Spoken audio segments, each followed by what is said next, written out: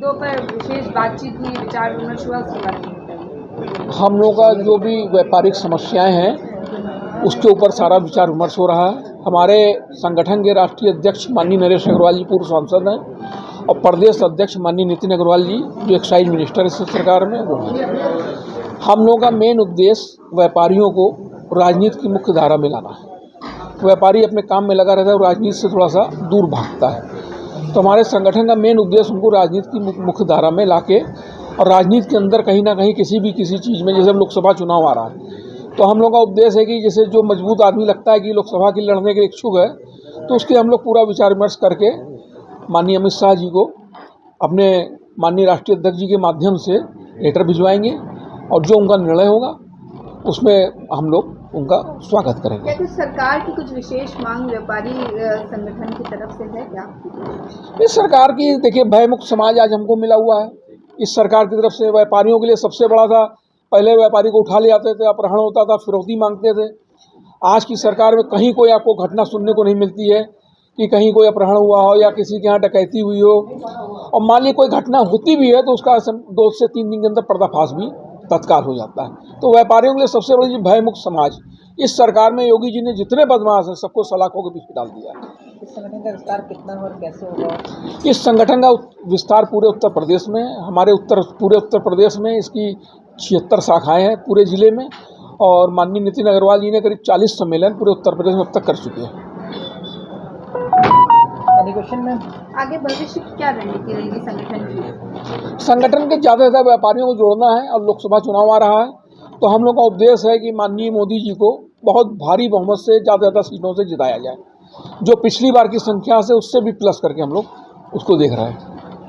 लखनऊ महानगर इकाई का अध्यक्ष, हमारी ये संस्था जो है अपने लखनऊ के व्यापारियों के लिए जो साथ से साथ खड़े होकर के जो काम हो सके उसके लिए अग्रसर है और उसी पे काम करना चाहते हैं। आज का जो मुद्दा था हमारा मेन कि ये जो जीएसटी की समस्या आज की तारीख में चल रही है, जिसमें सरकार 17-18 के केसेस खोल रही है।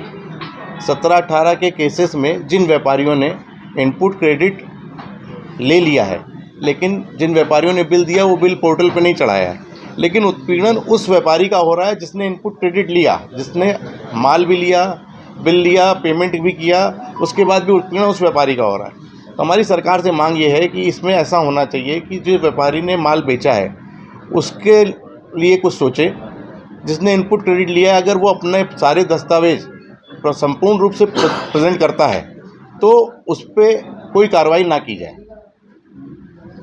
अग्रवाल, उत्तर प्रदेश उद्योग व्यापार संगठन का प्रदेश संगठन मंत्री हूँ, उपाध्यक्ष हूँ। व्यापारी की भयमुक्त समाज के चली हो ही रहा है, तो बाकी व्यापारियों की समस्याओं को हम लोग देखते हैं। अपने व्यापारी भाई लोग हैं पूरे प्रदेश में, उनको दुर्घटना जो बीमा 5 लाख है वो कम से कम बढ़ा के 10 लाख की जाए, और जो मेडिकल नहीं मिल रहा है, मेरी मांग है उसको कभी 10 लाख कम से कम दी जाए। जो कि हमारे 8 लाख व्यापारी उत्तर प्रदेश में हैं, उन सबको मेडिकल और सुरक्षा बीमा दी जाए। तो यही समस्या है। बाकी तो जीएसटी हम लोग के हित के लिए ही बनाया गया है, काउंसिल में, पार्लियामेंट में पास हुआ है और हम लोग के हित के लिए ही किया जा रहा है काम। व्यापारी के हित के लिए ही जीएसटी लागू किया गया है सेंट्रल गवर्नमेंट से।